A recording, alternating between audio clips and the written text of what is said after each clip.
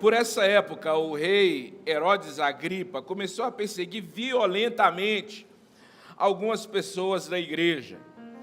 Mandou matar a espada Tiago, irmão de João.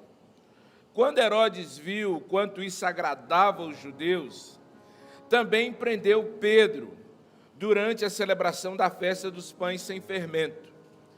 Depois lançou-o na cadeia, sob a guarda de 4 escoltas, cada uma com 4 soldados. 4 vezes 4? Quanto? Isso mesmo. Na minha cabeça estava 12, mas é 16 mesmo. A intenção de Herodes era apresentar Pedro aos judeus para julgamento público depois da Páscoa.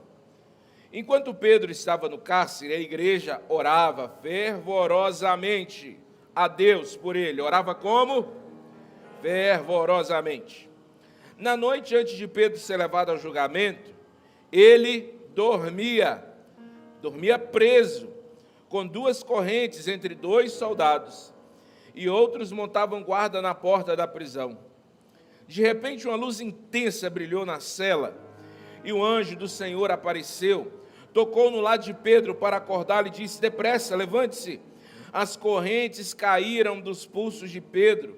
Então o anjo lhe disse: vista-se e calce as sandálias. E Pedro obedeceu. Agora vista a capa e siga-me, ordenou o anjo. Pedro deixou a cela, seguindo o anjo. O tempo todo, porém, pensava que era uma visão, sem entender que era real o que ocorria. Passaram o primeiro e o segundo postos de guardas, e quando chegaram ao portão de ferro que dava para a cidade, o portão se abriu sozinho para eles. Os 2 passaram e foram caminhando ao longo da rua, até que subitamente o anjo deixou. Por fim, Pedro caiu em si. É verdade mesmo, disse ele, o Senhor enviou seu anjo para me salvar daquilo que Herodes e os judeus planejavam me fazer. Quando Pedro se deu conta disso, foi à casa de Maria, mãe de João Marcos, onde muitos estavam reunidos para orar. Para quê? Ele bateu à porta da frente e uma serva chamada Rode foi atender. Ao reconhecer a voz de Pedro, ficou tão contente que, em vez de abrir a porta, correu de volta para dentro, dizendo a todos: Pedro está à porta. Eles, porém, disseram: você está fora de si. E diante da insistência dela, concluíram: deve ser o anjo dele. Enquanto isso, Pedro continuava a bater. Quando, por fim, abriram a porta e o viram, ficaram admirados. Diga amém. Peça ao Senhor, fala comigo mais uma vez: Pai, tenha misericórdia da minha alma e comunica ao meu coração a tua palavra. Derrame tua instrução agora sobre nós. Aproveite que você está orando, ore por mim. Peça, abençoe meu pastor, Senhor. Derrama sobre ele saúde na mente e no corpo, dê-lhe vigor, para que ele consiga, com vibração e com inteligência, ministrar a palavra. Pai querido, nós pedimos isso, em nome do Senhor Jesus. Em nome do Senhor Jesus. Tem uma história engraçada, não sei se ela é verdade, entenda como uma ilustração, de que uma certa igreja, situada próximo a um boteco, muito incomodada com a atividade daquele boteco, convocou uma campanha de oração para que aquele empreendimento alcoólico fechasse as suas portas. Poucos dias depois, um raio cai sobre o cômodo onde era aquele bar e pega fogo em tudo, e aquilo tudo vira cinzas. O dono do boteco fica sabendo da campanha de oração na igreja, mais que depressa convoca um advogado e move uma ação contra a igreja para ser indenizado dos prejuízos que ele sofreu por causa do raio que caiu e queimou o bar dele. O pastor então vai se defender e, de maneira forte mesmo, incisiva, diz diante do juiz que não era possível aquilo ter acontecido por causa da oração, que aquilo era um fato de força maior. E o juiz então dá uma escorada na cadeira e com um sorriso, meio sorriso e meio surpresa, sentencia: eu estou debaixo de uma situação inusitada. De um lado, eu tenho um dono de boteco que acredita na oração da igreja. E do outro lado, eu tenho um pastor que afirma que a oração da igreja dele não funciona. Não sei se isso é verdade, e isso parece engraçado, mas é exatamente isso que acontece com muitos de nós. Mais vezes do que a gente tem coragem de admitir. Nós não acreditamos no poder da oração. Mais do que isso, nós não acreditamos no poder da nossa oração. E não acreditando na oração, o resultado óbvio e subsequente disso é que nós não oramos. Se nós não cremos que a oração funciona, nós não oramos. A oração não é a nossa atividade favorita na igreja. Nós acordamos cedo para qualquer outra coisa, mas não acordamos cedo para orar. Nós acordamos, as irmãs aqui orando 8 horas da manhã, não tem a melhor frequência da semana na igreja. Nós achamos oração uma coisa pesada. Nem na igreja, nem na vida é nossa atividade predileta e preferida.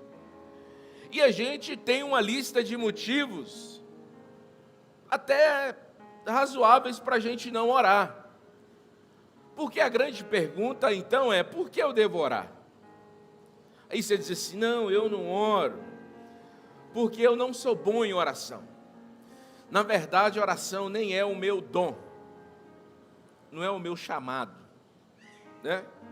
Ele diz: eu não oro porque quando eu oro eu fico tão entediado, que eu já começo a dizer, Deus, e a gente conta isso como uma coisa engraçada, eu começo a orar e já começo: Deus, perdoa Jesus, abençoa meus pecados, e eu fico entediado logo, eu não consigo me concentrar na oração.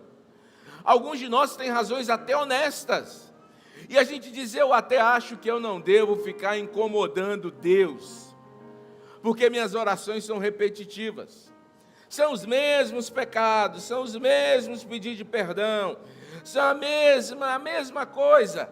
Na verdade, nem adianta, porque minha oração, na verdade, nem faz tanta diferença.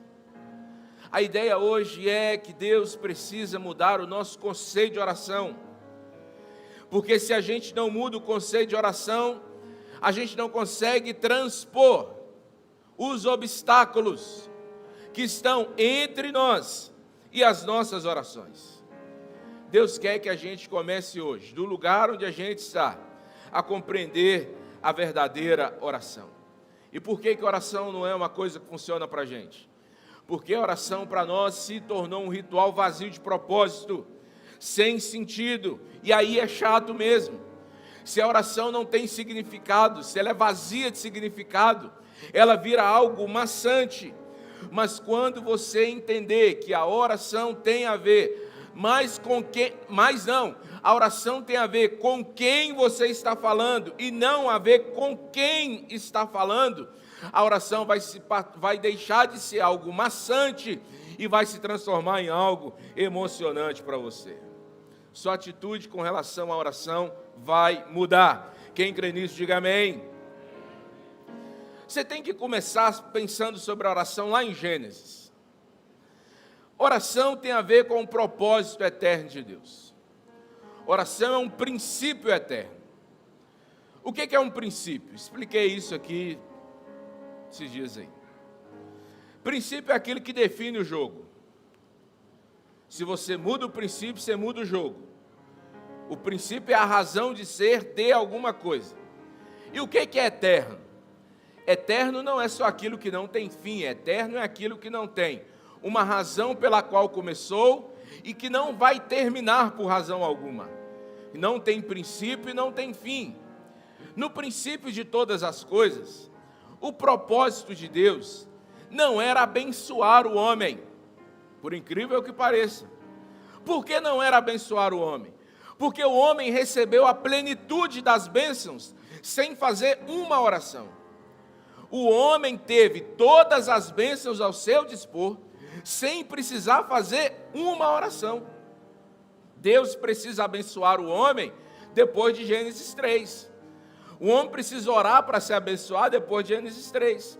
Até então, ele tem comida, tem árvore, tem água, tem tudo, sem precisar orar. Portanto, o propósito inicial e eterno de Deus não é abençoar o homem. Você diz, então o propósito eterno de Deus é salvar o homem. Também não é, porque o homem também não precisava de salvação. O homem já estava na presença imediata de Deus. Aliás, já te darei a senha agora.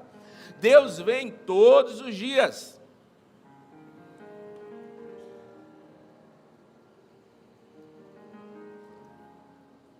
Deus vem todos os dias e conversa com o homem.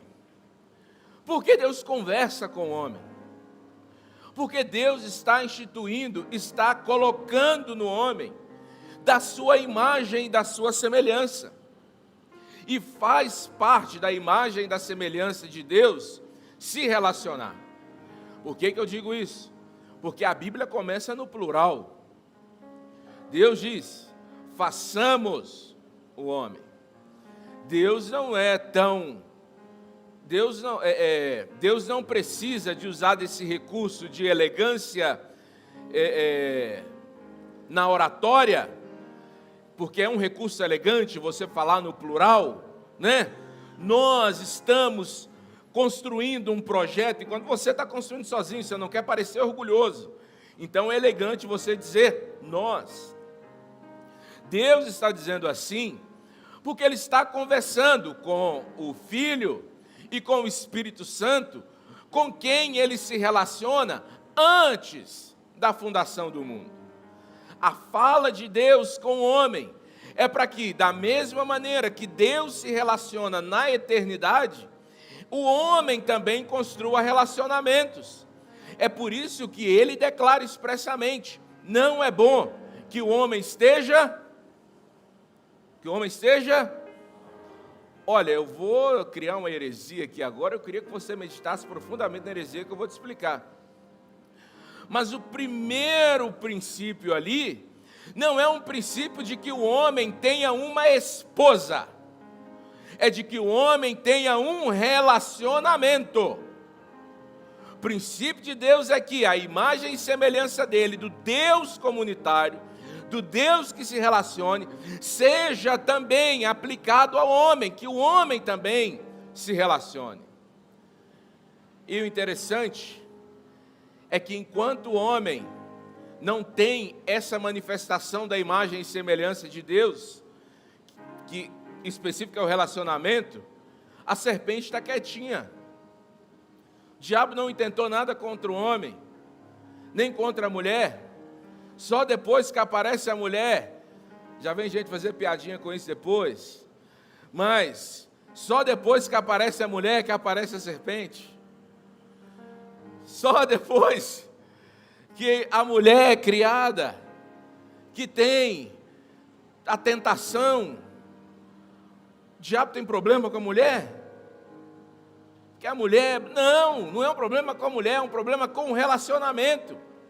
O diabo começou ali e até hoje a tentativa dele é destruir o relacionamento do homem com Deus e tentar o homem a... Quando eu começo a esquecer as palavras no início, aí é bacana. Como é que é, gente? A desejar o lugar de Deus. Porque se o homem faz isso, o homem quebra o relacionamento com o seu semelhante. Fez isso o diabo no Éden, faz isso o diabo em todos os tempos. E é isso que o diabo está fazendo em Atos, capítulo 12, como nós lemos. O diabo está, por meio de Herodes, pegando alguns da igreja, escolheu algumas pessoas. Para quê? Para conseguir dividir a igreja, enfraquecer os relacionamentos da igreja, enfraquecer a liderança da igreja. Porque se o diabo consegue fazer isso, ele consegue espatifar a igreja. Então ele começa a pressionar a igreja, no sentido de que se a igreja se dispersa, o plano de Deus para a igreja também fica frustrado. A tática é a mesma, sempre. E aqui está o conceito de oração. Oração é um princípio eterno, porque oração é a comunicação do homem com Deus. E comunicação não é só falar. Comunicação é mais do que isso. Comunicação é relacionamento. Na oração você se relaciona com Deus. Então agora a gente responde àquela pergunta que toda criança e toda adolescente faz. Se Deus já sabe de todas as coisas, se Deus já sabe do que eu preciso, se Deus já sabe qual é a vontade dEle, por que eu preciso orar? Porque oração não tem a ver necessariamente com pedir e receber. Oração é relacionamento. Você precisa orar para você se relacionar com Deus, para você conhecer a Deus e para você viver perto de Deus. Quem está me entendendo, diga amém. A oração, então, inicialmente, tem o propósito de redimir a relação do homem com Deus. E com isso, redimir a relação do homem com seu semelhante. Se a gente não entende isso, a gente fica achando que nossa oração é uma perda de tempo, porque a gente não está fazendo do jeito certo. A oração lembra, no relacionamento, quem é que está no controle, e que a gente não está no controle. E esse é o problema de crente orando, porque quanto mais o crente ora errado, mais sensação de que ele está no controle ele tem. É por isso que crente que ora muito, frustra muito. Engraçado isso, né? Geralmente crente que ora muito, ele frustra muito. Porque ele fica assim, meu Deus, mas eu fiz uma campanha de 70 dias, e o Senhor não fez nada. E Deus diz, mas quem te disse que eu tenho obrigação de fazer alguma coisa em 70 dias? Eu só quero ficar perto de você, continuar controlando as coisas, que muito provavelmente continuarão fora de seu controle. A oração muda Deus, muda a ação de Deus, sei lá, talvez, pode mudar, pode não mudar, mas uma coisa que certamente a oração muda, é o coração de quem ora, é a perspectiva de quem ora, é o nível de relacionamento de quem ora. Deus está querendo, por meio da oração, redimir a relação do homem com Ele, e a gente precisa aprender a orar. Esse é o primeiro princípio. Já quero inclusive te dar um conselho. Aprenda a orar de maneira relacional e de maneira específica. Deus dá oportunidade para a igreja orar no capítulo 12 de Atos por Pedro, porque Pedro está sentenciado à morte. E Pedro viu que Tiago havia acabado de morrer. Porque Deus não dá oportunidade para a igreja orar por Tiago? Alguém sabe por quê? Que Deus permite Tiago morrer sem ter oportunidade de intercessão? Você sabe? Sabe? Você sabe? Eu também não sei. Não sei. O que eu sei é que Deus, soberanamente, por meio da situação de Pedro, moveu a igreja para orar, e orar especificamente pela libertação dele. E quando a igreja orou especificamente, ela viveu uma experiência inesquecível com Deus. Orações específicas é o caminho para experiências inesquecíveis com o Senhor. Amém ou não? Oração é comunicação. E você pode se comunicar de diversas formas com as pessoas, com Deus também. Comunicação não é só fala. A gente comunica por meio da música, por meio da linguagem corporal, por meio da pintura, por meio da escrita. Cada um de nós tem mais facilidade com alguma forma de comunicação. E sabe qual que é a boa notícia? Deus é fluente em todos esses meios de comunicação, em todas essas formas de comunicação. Ele é um Deus que estabeleceu a oração como um instrumento simples e natural, direto e simples e eficaz. Inclusive, Jesus parece nem gostar muito de oração complexa demais, pomposa demais e artificial demais. Me parece ser isso que ele está falando em Mateus capítulo 6, versículo 5 e o versículo 7. Vou ler saltando o versículo 6. Quando vocês orarem, não sejam como os hipócritas, que gostam de orar em público nas sinagogas e nas esquinas, onde todos possam vê-los.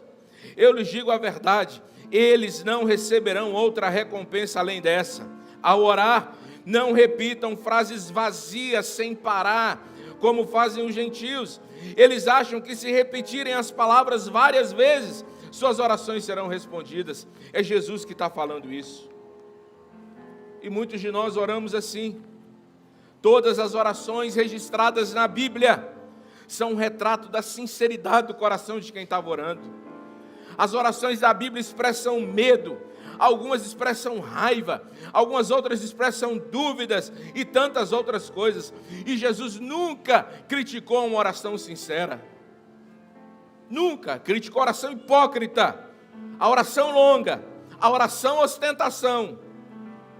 Mas não criticou a oração sincera, porque oração é comunicação, e comunicação é relacionamento. Ainda tem dúvida? Deixa eu fazer uma comparação. Qual é a comparação? Escute duas orações.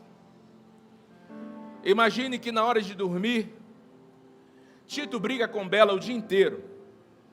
Isso é verdade. Eu falei semana passada que ele é o Messi da pirraça. Mas na hora de dormir, ele tem que ir para a cama de Bela. E se Bela falar que não é para ele ficar lá, é um escândalo. Ai, mamãe, o que foi? É que Bela não quer deixar eu dormir com ela. Agora imagine Tito falando que ele tem medo e ele indo lá no meu quarto me procurar e chega na porta e de maneira reverente ora. Oração número 1.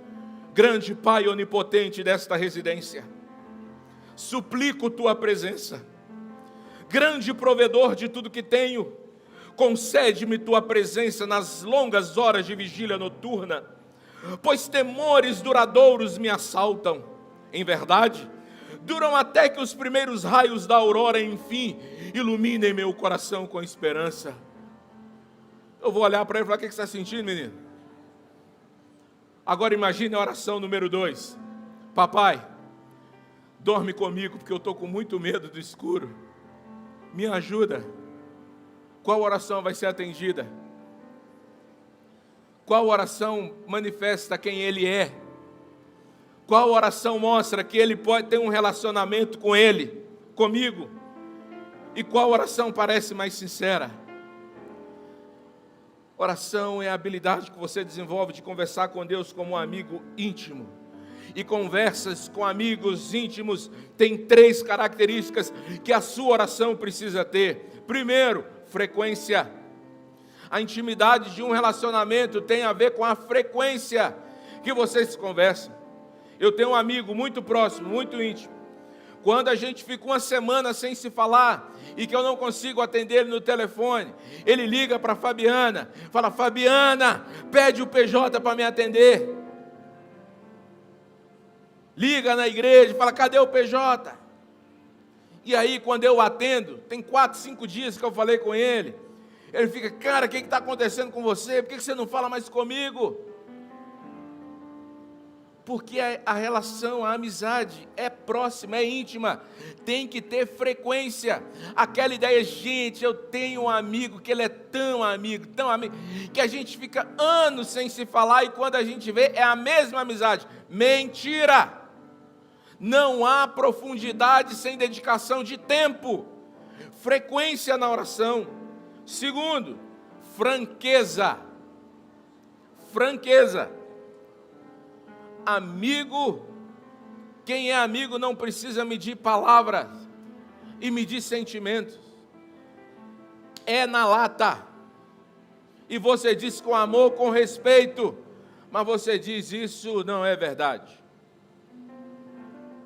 Conversei com um amigo meu esses dias, essa semana. Esse amigo meu falou comigo assim: não, mas é porque eu não gosto desse tipo, não sei o que lá de coisa. Eu falei: é porque você não gosta, é porque você tem que virar homem de verdade, isso não é coisa de homem, tem que aprender a lidar com isso. Foi? Esse cara é meu amigo, eu não preciso medir palavra para falar com ele. Da mesma maneira que se eu tiver com o coração dilacerado e se eu tiver enfraquecido em alguma coisa, eu posso chegar para um amigo e dizer: meu amigo, deixa eu te contar a real sobre minha vida.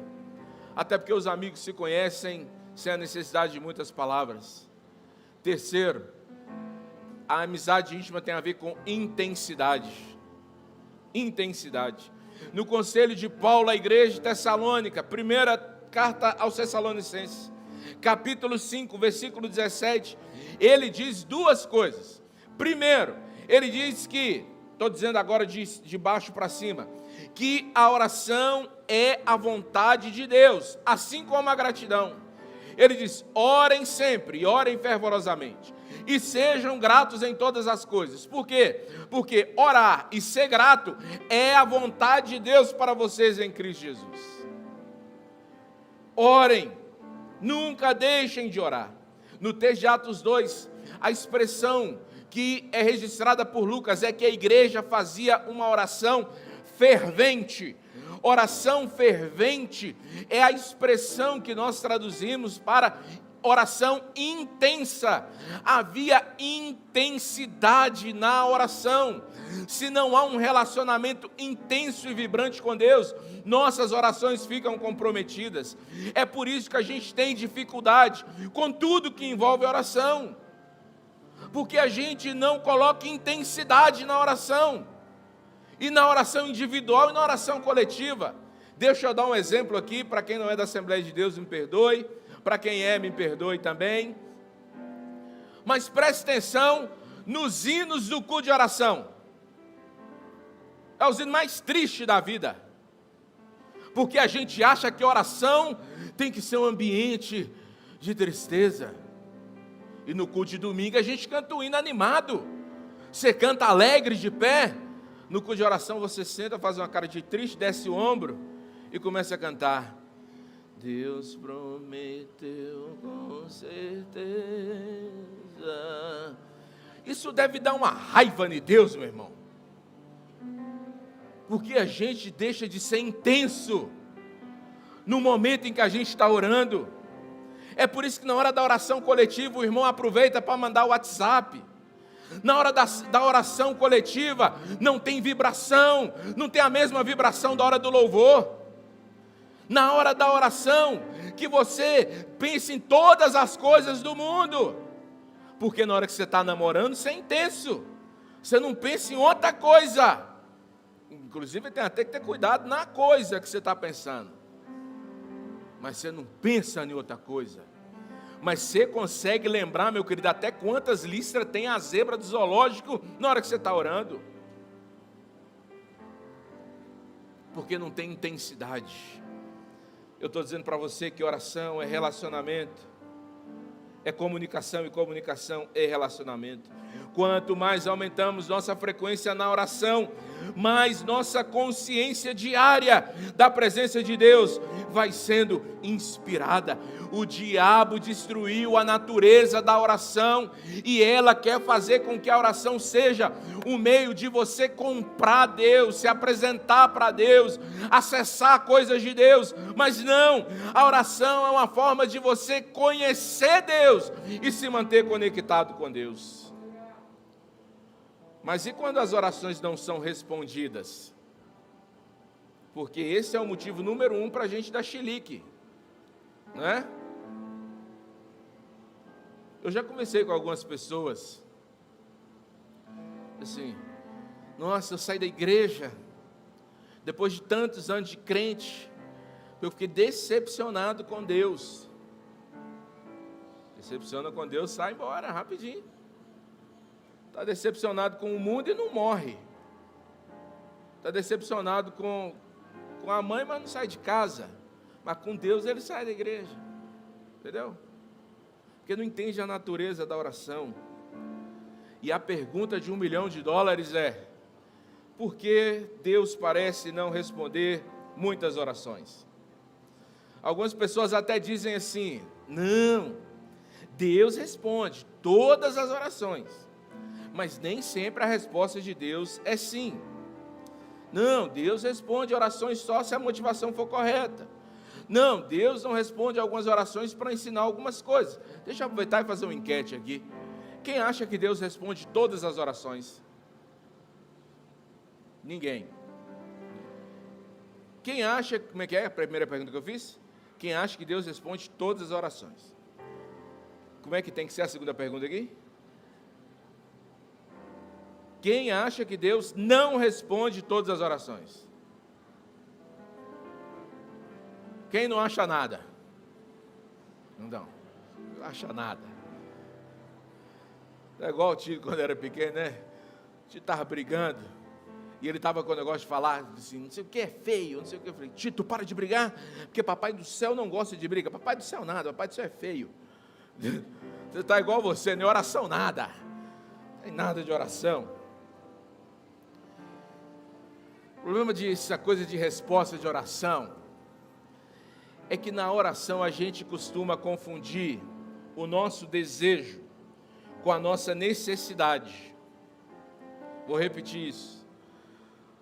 Na maioria das vezes a gente confunde o nosso desejo com a nossa necessidade.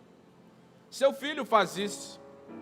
Sua filha vira para você e fala assim: papai, estou precisando de uma baby alive. Precisando tanto. Gente, que necessidade quando tem uma baby alive? Quanto que é uma baby alive?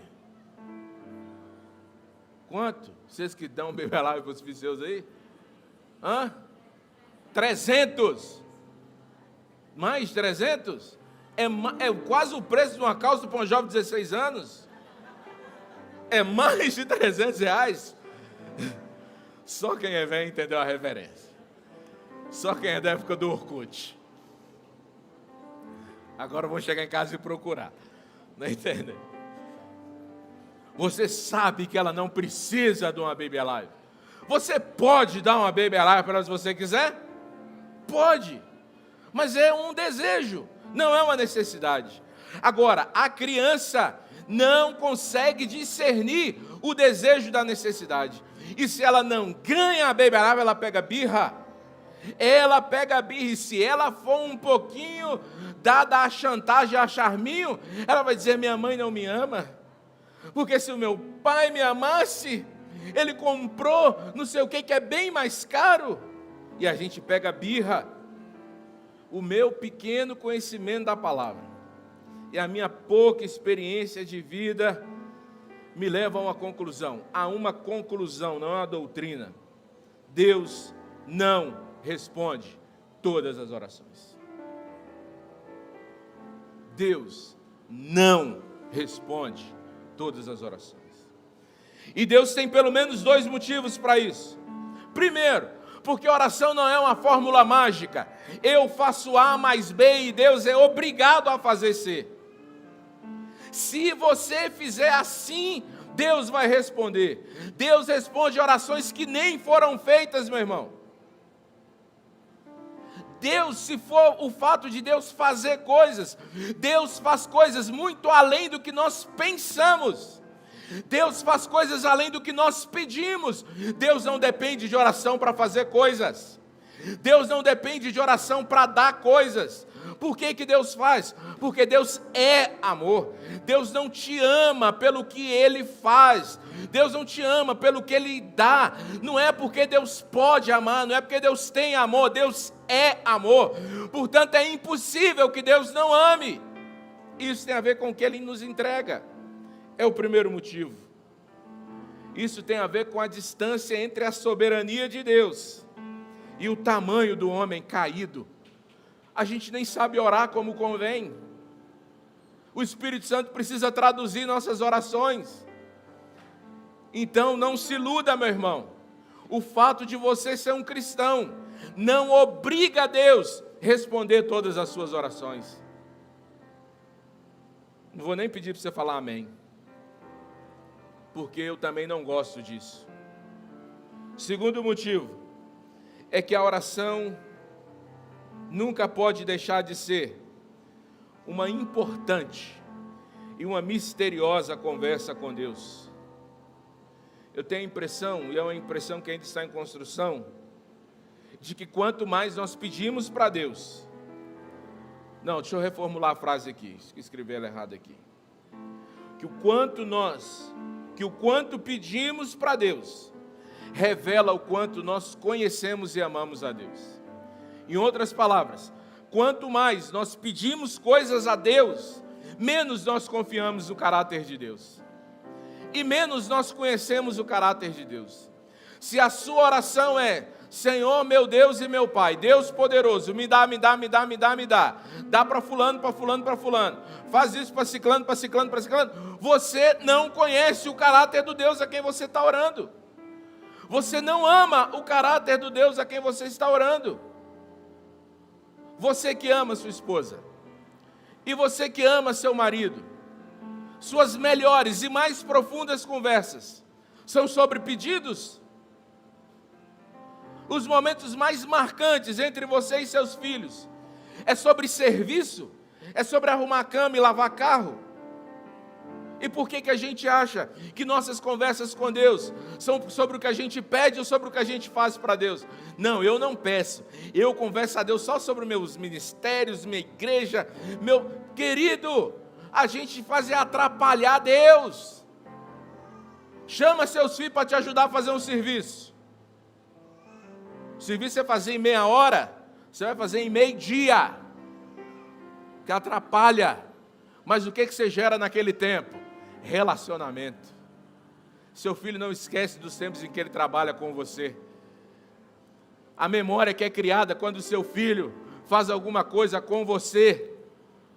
Eu vou sentar lá no meu escritório para preparar a mensagem, e vem os meninos: papai, nós queremos te ajudar a trabalhar. Meu Deus do céu, eu tenho prazo para entregar a aula do EBD+, que eu nem entreguei ainda. Certo? E eu digo: então senta na cadeira aqui do lado e ajuda papai a estudar. Eu gasto um dia inteiro para desenvolver um tópico, mas aquilo gera relacionamento. Não é o serviço que eu estou pedindo para ele. A oração não tem a ver com o que você vai fazer para Deus, ou o que Deus vai fazer por você. Por isso que Deus não tem a obrigação da resposta. Deus se obriga à presença. Você tem que anotar isso. É por isso que Deus não tem a obrigação da resposta, mas Deus se obriga à presença. Deus não disse: eu darei todas as coisas todos os dias, mas Deus disse: eu estarei todos os dias. Você tem que orar na consciência de que Ele está presente. Agora, além desses dois motivos, eu queria que você considerasse, e com eles eu vou encerrar, alguns pontos bíblicos sobre orações não respondidas. Primeiro, considere ao orar seus relacionamentos. A promessa de Mateus 11:24 é uma promessa incrível, mais do que incrível. Qual é a promessa de Mateus 11:24? Tem como botar aí no texto? E a gente gosta dela.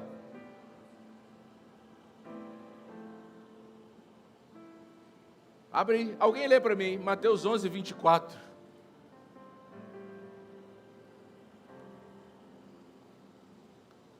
Leia, alguém lê, pode ler, por favor.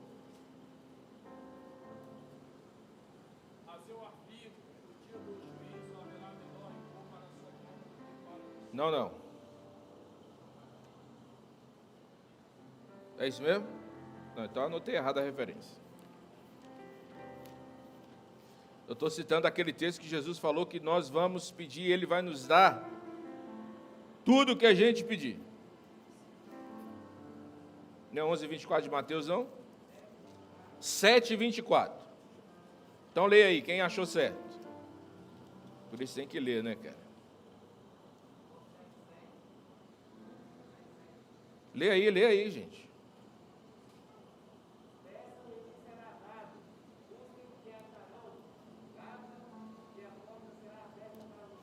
Você leu onde aí? 7:7. Deixa eu ver se é isso, porque eu tenho que fazer a referência do versículo seguinte aqui. Não é esse não. O versículo eu sei que é 24, eu tenho que achar o capítulo aqui.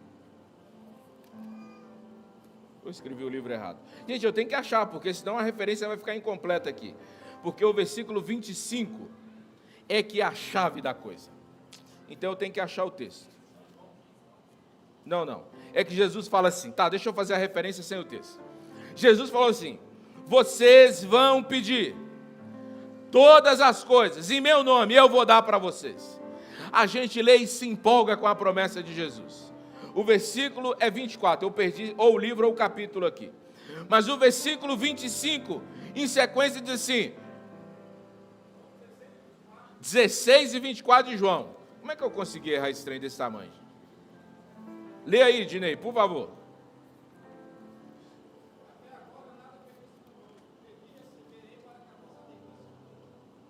Você leu 16 e 24? Não. Deixa eu citar o versículo 25. E aí o versículo de 25 diz assim, mas se você não estiver em paz com o seu irmão, e se o relacionamento seu com o seu irmão estiver trancado, a porta da bênção vai estar trancada para você também. O perdão e a pureza do relacionamento com os seus irmãos é muito mais poderoso do que qualquer oração que você possa fazer. A Bíblia fala para os maridos assim, cuidado com a maneira que você sai de casa, paráfrase minha, com a sua esposa. Aí, uma hora nós vamos achar esse versículo aqui. Uma hora acha. Ô, gente, quem revisou a mensagem aí agora, 6:30, não tem que conferir as referências também. Entendeu? Viu, menino? 11 e 24. Tu sabia que o versículo era 24. Essa certeza eu tinha. Cadê? Ah, tá. Digo-lhes. Aqui, digo-lhes que se crerem que já receberam qualquer coisa que pedirem em oração, lhes será concedido. Você fecha a Bíblia e começa a falar em línguas. O Espírito tem que voltar e falar assim, abre de novo, queridinho. Abre e continua. E lê o 25. E aí o 25 dá uma paulada. Quando estiverem orando, se tiver alguma coisa contra alguém, perdoem-no, para que o seu Pai que está no céu também perdoe os seus pecados. Considere seus relacionamentos. Se você não consegue amar o seu irmão na fraqueza dele, se você não consegue se relacionar com o seu irmão na fraqueza dele, por pior que seja, você não entende o princípio da oração, da inauguração da oração na eternidade no Éden, que Deus vem para um homem que acabou de cometer a pior ofensa contra ele, a pior ofensa já conhecida, que estragou o mundo inteiro, e Jesus não diz, agora nós vamos fazer uma linha aqui, você de lá, Belém, Belém, nunca mais estou de bem. Jesus chega e começa a perguntar, onde você está? O que você fez? Por que você não está aqui? Por que a gente não conversa mais? O homem não está ali agora como vítima. O homem é acusado do pior pecado e não tem como se redimir. E Jesus está atrás dele dizendo: não pare de orar, não pare de se relacionar comigo, não corta a comunicação comigo. E Jesus está dando o exemplo: assim como eu não cortei o meu relacionamento com o homem, o seu coração precisa estar também. Aqui é vertical ou horizontal? Verticalmente, horizontalmente alinhado com o propósito. Hoje está bacana. Com o propósito vertical de Deus dos relacionamentos. Quem está entendendo, diga amém. Considere seus relacionamentos. Agora vocês me ajudam com as próximas referências, porque elas não estão escritas no texto. Está só a referência aqui mesmo. E possivelmente tem outras erradas. Segundo, considere suas motivações. Tiago capítulo 4, versículo 3, traz essa observação. Tiago fala que orar por motivos impuros é um problema que contamina a oração. É tipo o irmão que quer burlar Deus na oração. Ele fala assim: Deus, me ajuda a ganhar na loteria, porque se eu ganhar eu vou tirar as primícias para o Senhor. Entendeu? Ele quer fazer lavagem de oração. É oração impura, ele põe uma motivação ali para ele fazer isso. Ele fala isso. É aquele irmão que ora assim, ó: Senhor, o Senhor precisa cobrar de fulano na vida dele, porque senão todo mundo vai ficar escandalizado com a tua obra. Deus diz assim: quem disse que você é o guardião da minha obra? Entendeu? Oração contrária. Gente, como é que tem gente que acredita em oração contrária ainda? Como é que tem crente que acredita em oração contrária? E não acredita só de receber, não. Tem gente que acredita de fazer oração contrária. Senhor, não faz isso que está sendo planejado. Ele começa a torcer no íntimo a motivação impura. Passe suas orações no crivo de Provérbios 16 e 2. O que está escrito em Provérbios 16 e 2? Tem motivos que parecem puros para o coração do homem, mas é Deus quem sabe.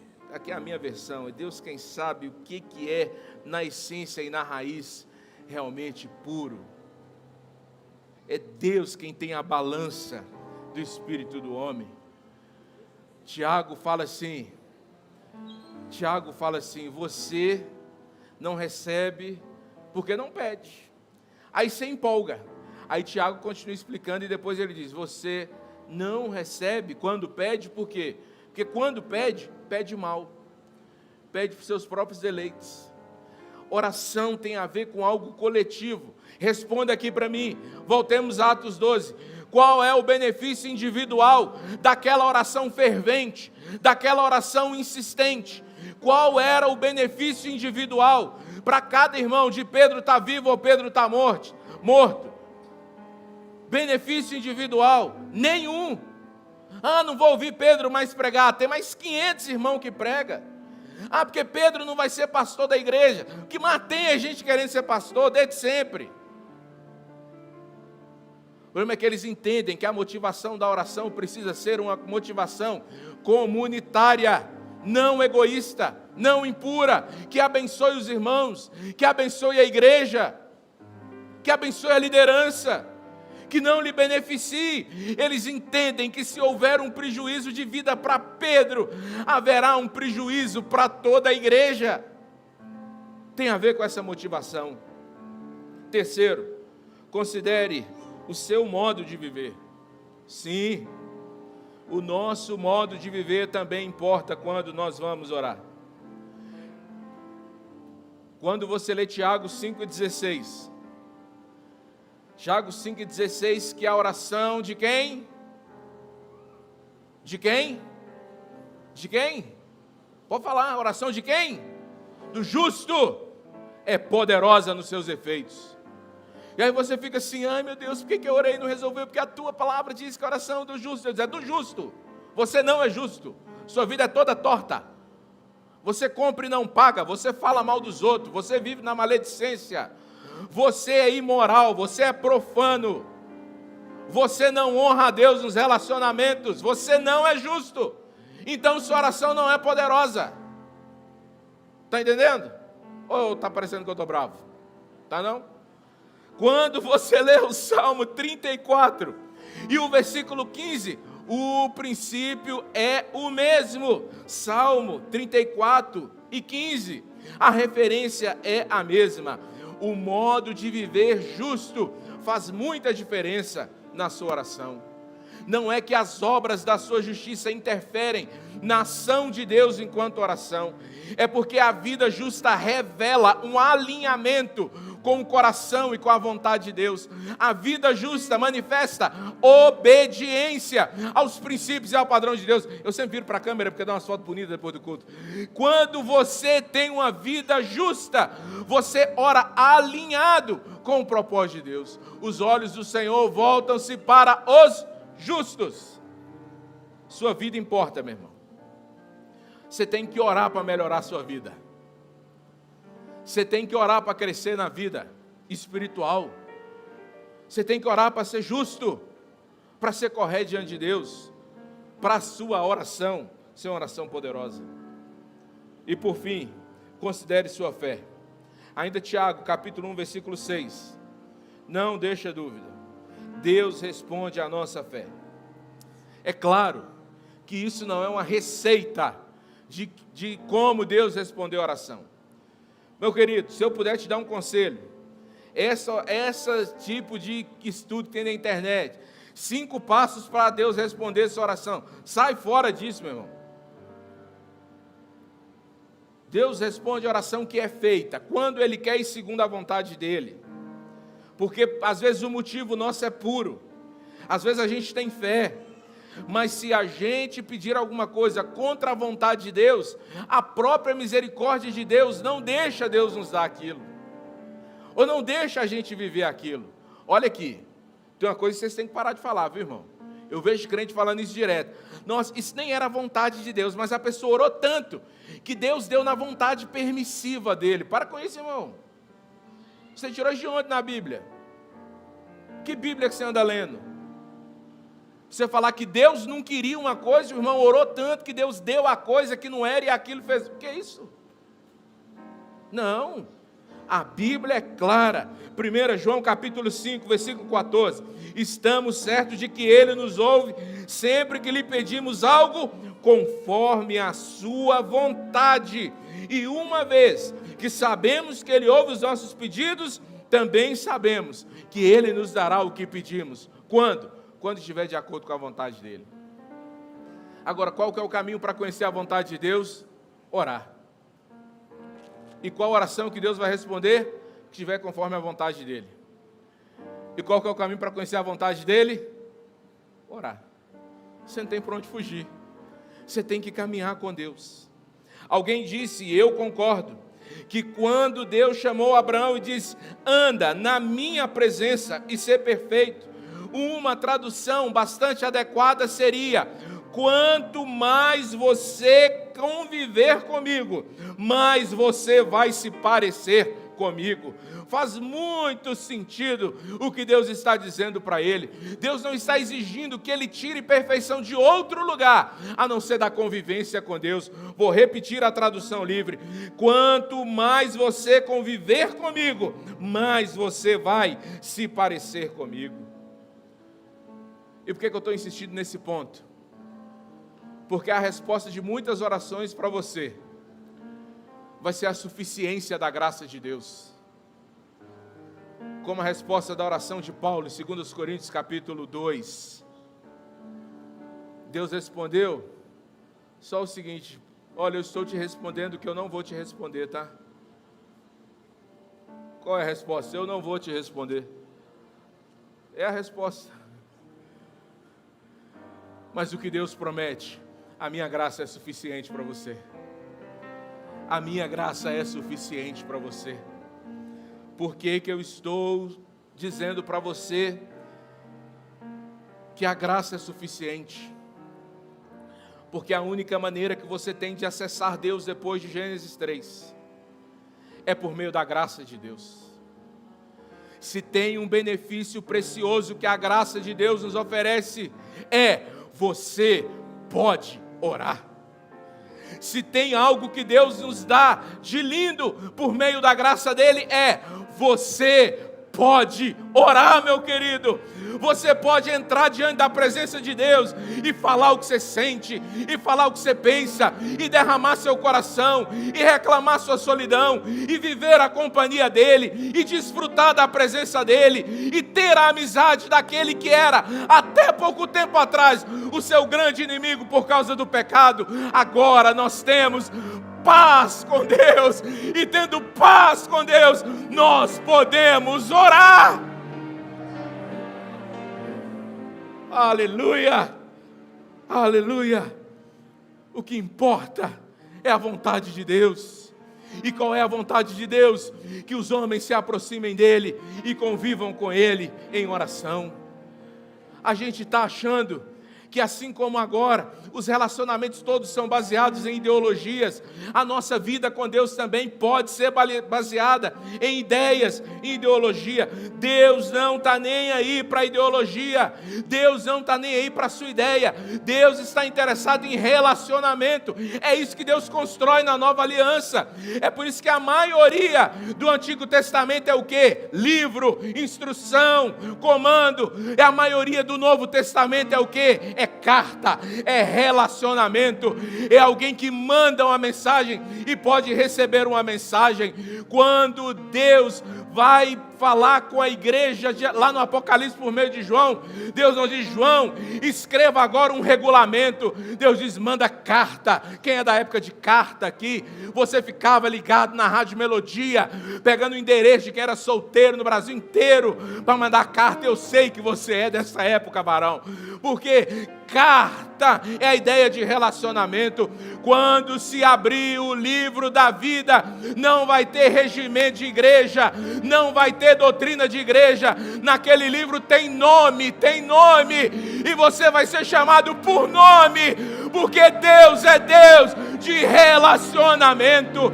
Quando forem prestar contas a Deus, muitos vão chegar e vão mostrar uma folha poderosa de serviço, vão mostrar um currículo poderoso e vão dizer: eu fiz, eu aconteci, eu salvei, eu construí, eu expulsei demônio.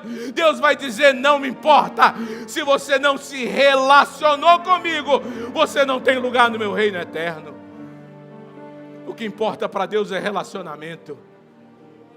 Como é que você constrói isso? Orando.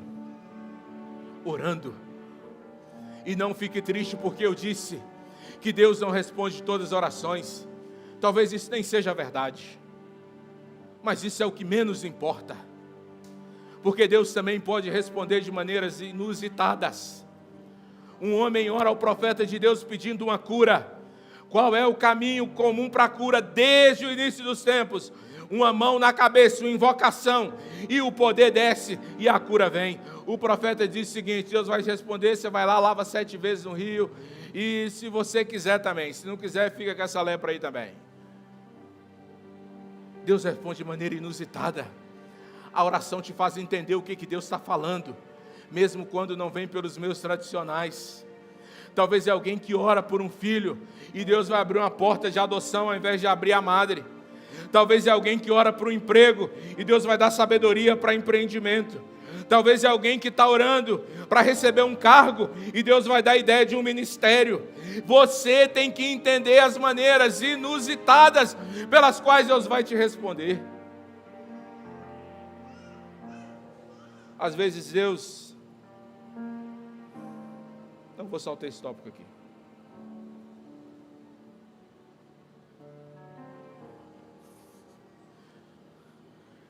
Você pode orar, porque a vida do cristão que não ora é uma vida fake, é tudo menos cristão. Nos sermões de Jesus não tem nenhum sermão de homilética, não tem nenhuma aula de interpretação bíblica, não tem nenhum compêndio de exegese, mas tem aulas de oração. Jesus se preocupou em ensinar a orar. A pregação sem oração não convive com Deus, portanto não tem poder. Jesus não mandou a gente fazer outra coisa antes de orar, e não deu liberdade para a gente continuar fazendo qualquer coisa sem orar. Por quê? Porque Ele quer que a gente se mantenha conectado nele. Jesus não permitiu que a gente desse frutos sem que estivesse conectado nele. Por quê? Porque a conexão que você pode ter com Ele é por meio da oração. Por meio da oração. A oração é que produz um estado de paz, mesmo diante da ameaça da morte. Meu Deus, deixa eu repetir essa frase. Não é só porque ela ficou embolada, é porque ela é muito poderosa. A oração produz um estado de paz, mesmo diante da ameaça da morte. Se alguém fala que vai me ligar amanhã para me dar uma notícia ruim, eu tenho que dobrar a dose do Zolpidem, porque senão eu não durmo. Se eu tenho um problema grave que eu tenho que resolver amanhã, eu já fico agitado, eu como pouco hoje. Meu querido Herodes já tinha sentenciado que ia cortar a cabeça de Pedro. O anjo chega, o cara está dormindo, varão. Tanto que ele está dormindo, que acontecem duas coisas. O anjo tem que cutucar ele do lado para ele acordar. A forca está preparada e Pedro está dormindo. Sabe por que Pedro está dormindo? Porque orações fervorosas estão chegando diante de Deus. Onde tem oração, tem um estado de paz, mesmo diante da ameaça da morte. Paz é o resultado primeiro da oração. Segundo, Pedro sai meio sonolento. E Pedro devia estar sonhando, mas aqui também é uma heresia minha, aqui nessa exegese minha aqui. Porque ele só se dá conta de que é de verdade na hora que ele está lá na rua. O sono é tão pesado que ainda está gente, o que é isso aqui? Estou sonhando um anjo, ó, para você ver. Um anjo, nunca tinha visto um anjo, portão aqui. Não existia portão eletrônico, igual você chega na sua casa, aperta o botãozinho, não. E ele viu o portão, primeira visão do portão eletrônico. Deslizou. Pedro falou, nossa, que massa. Doido demais. Na hora que ele vê, gente, eu estou acordado. Eu estou acordado.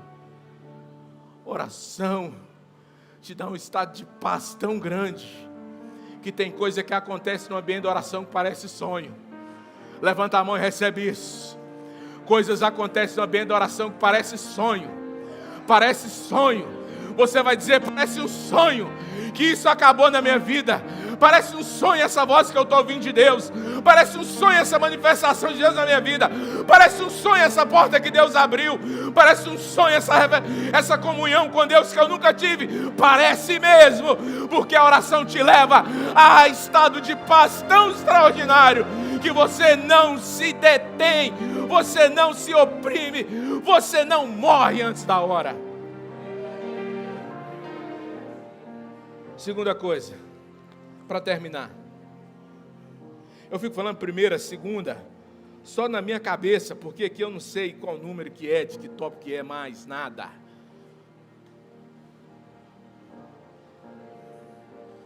Você precisa estar pronto para os resultados das suas orações.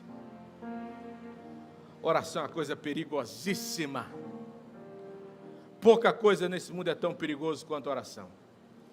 Principalmente a oração que é feita na unidade. Escute a palavra que o pastor Washington pregou aqui no cu da ceia. Que domingo foi aquele? 2 domingos atrás. 2 domingos atrás. Faça um favor para a sua vida espiritual. Escuta essa mensagem. Está no YouTube da igreja. Quem estava aqui sabe do que eu estou falando. Há um poder extraordinário quando a gente entende o poder da oração coletiva e na unidade. Por que eu digo que o cristão é fake quando ele crê em Deus, mas não crê no poder da oração? Porque tem 2 reações quando a oração é respondida. Rod é uma menina tratada como uma adolescente. Rod vai lá abrir a porta Por isso que tem que ter na igreja quem ora e quem não ora. Isso é uma brincadeira, tá, gente? Todo mundo tem que orar. É porque eu estou presumindo que está todo mundo orando tão fervorosamente que só Rod ouviu tocar na porta. E ela sai ali de fininha ali e tal, ninguém nem vê. Mas Rod tem uma coisa, Rod acredita na oração. Na hora que ela ouve a voz de Pedro, ela que já tinha ouvido Pedro orar, ela que já tinha ouvido Pedro pregar, que já tinha ouvido conversas informais com Pedro, com João Marcos, com Maria, ela diz: gente, é Pedro, Pedro chegou. Gente, para de orar, não precisa orar mais, Pedro chegou. Aí é aquele cara que ele é religioso, ele é místico, ele é aquela coisa, mas ele não é espiritual. E a pessoa que ela não é espiritual, ela é mística, ela fica inventando explicação para as coisas. E eles ficam assim: não é Pedro, pode ser o anjo de Pedro. É bonito, não é? É espiritual, não é? Nossa, o anjo de Pedro, chega a dar um rupeio. Mas não é o que a oração produz. A oração produz resultados reais. Se você ora para Pedro sair da prisão, você tem que esperar Pedro sair da prisão, você não tem que esperar o anjo de Pedro sair da prisão. E ela não abre a porta porque ela está feliz demais. Os outros irmãos não abrem a porta porque estão incrédulos demais. No final, nenhum dos dois está aproveitando o resultado da oração. Sabe o que é isso? Orar sem crer que Deus vai ouvir a oração. O camarada está orando para Deus arrumar uma namorada para ele. Na hora que a menina ri para ele, ele fala: não, essa é demais para mim. Agora é demais mesmo, é resposta de oração, é mais do que você pediu ou pensou. Fala amém, Davi. Fala amém também, Paulete. Muito mais. Ele ora e na hora que Deus abre a porta, ele fica assim: ai gente, eu não sei, eu tenho que pedir uma confirmação do Senhor. Está igual irmão lá, parece espiritual, mas é incredulidade.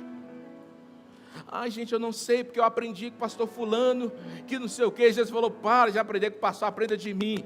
Jesus falou: se você bater, a porta vai abrir. O pastor falou isso, então está igual a Jesus. Jesus falou: se você pedir, você vai receber. O pastor falou isso, está igual a Jesus. Se foi diferente do que Jesus falou, fique com a palavra de Jesus, acredite no resultado da oração. E por último, vou repetir: eu não posso te garantir que todas as orações são respondidas. A minha compreensão não me deixa com honestidade te responder isso. Mas uma coisa eu posso te garantir: experiências inesquecíveis só vêm depois de orações específicas e ousadas. Quem é que vai imaginar que ele pode orar para o dia parar e acreditar que o dia vai parar? Quem é que vai acreditar que ele pode orar para ele chegar do outro lado do mar, que ele não tem ideia como, e daqui a pouco ele está lá do outro lado do mar? Quem é que acredita que pode orar para parar de chover? E nós estamos aqui morrendo de orar para chover, que é o caminho natural das coisas, e não chove. E não é de chover um mês, não. Você podia falar: não é porque esse ano a chuva foi ruim, não. Não chove há 3 anos e meio, é 4 colheitas perdidas por causa de uma oração. Tenta escrever uma coisa que você é capaz de pedir, que Deus não seja capaz de fazer. Fica de pé com esse desafio em nome de Jesus. Lista, se você for capaz, uma coisa que você é capaz de pedir, que Deus não seja capaz de fazer. Que Deus não seja capaz de fazer. De coisas simples. De coisas simples. Há esses tempos atrás eu estava precisando lembrar o nome de um livro, porque eu vi esse livro, folheei esse livro, e ele tinha um material, uma informação importante para eu preparar uma pregação. E eu ia comprar esse livro, eu não lembrava o nome do livro, eu pesquisei, eu fiquei agoniado com aquilo. Às vezes você vai estudar para pregar, não lembro o nome do livro. E aí, falei, gente, eu posso orar. E eu orei. Perguntei a Fabiana se ela lembrava do livro, se eu tinha comentado nada. Eu orei e falei, Espírito Santo, me lembra o nome desse livro. O Senhor pode ativar minha memória. E saí da sala, fui na cozinha, e quando eu voltei, o nome do livro acendeu na minha mente. E eu lembrei o nome do livro. E a memória veio. Agora você diz, isso é uma experiência bacana. Mas deixa eu te contar uma mais inusitada.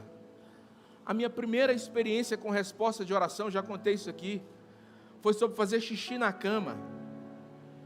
Eu já era velho, eu estava quase virando adolescente, eu não conseguia parar de mijar na cama.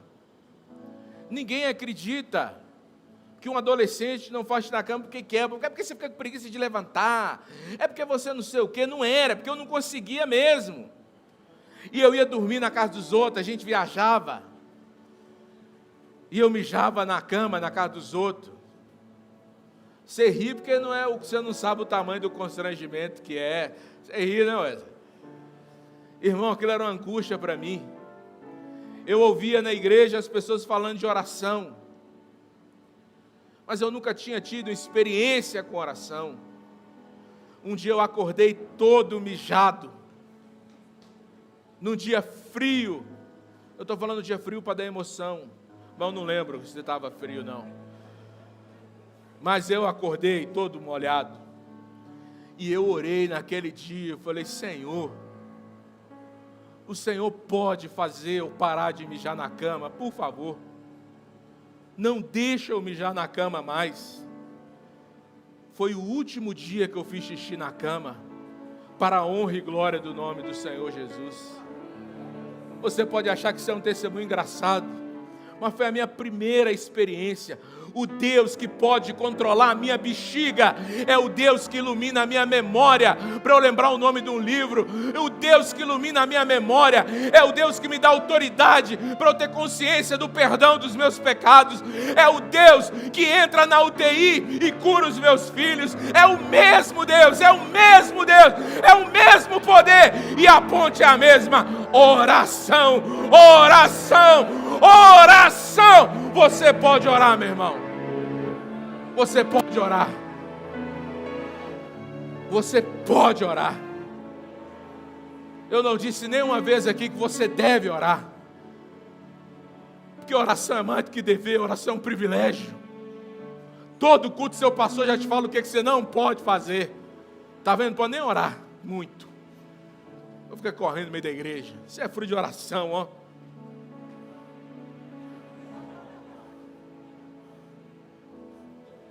Hoje eu estava escovando os dentes dela, e ela no pescoço com essa gordura toda que ela tem, olhou no espelho e falou assim, papai, o que é isso aqui? Eu falei, isso é uma válvula, Milena. Ela já sabe o que é uma válvula. Ela disse, e esse outro aqui? Eu falei, isso é outra válvula, Milena. E sabe o que ela me fez lembrar? Ela disse assim, essa é a válvula que papai do céu consertou minha cabeça. Hoje ela me falou isso. Sabe o que é isso? Oração.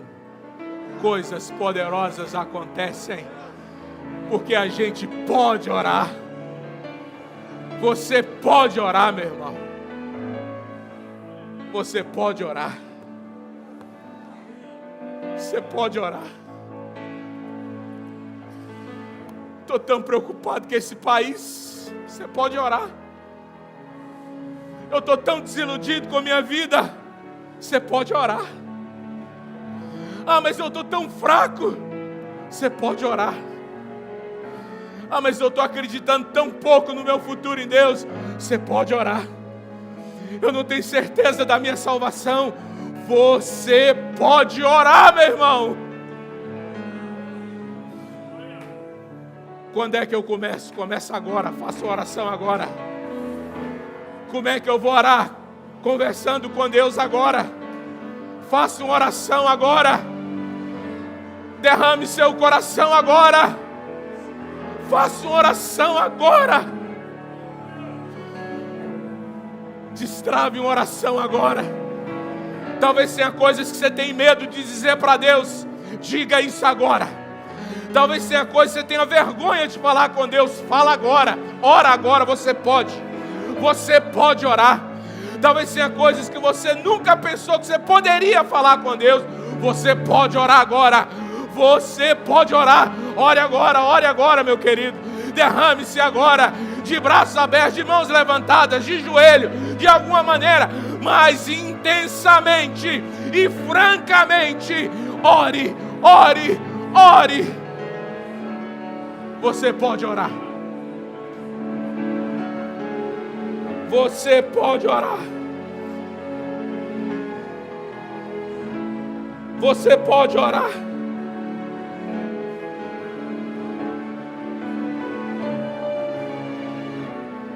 Você pode orar. Então ora agora, ora agora.